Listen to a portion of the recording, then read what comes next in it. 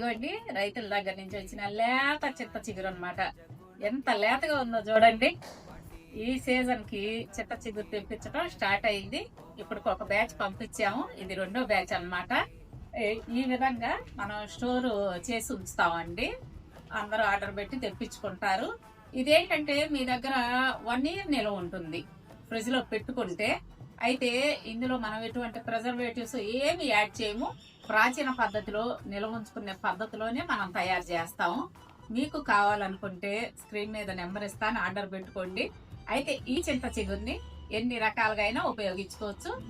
దీంతో పచ్చడి చేసుకోవచ్చు, మీరు పప్పులో పెట్టుకోవచ్చు, నాన్ వెజ్ కర్రీస్ లో, ఇలా దేంట్లోకైనా వాడుకోవచ్చు అన్నమాట. ఫ్రెష్ గా ఉంటుంది.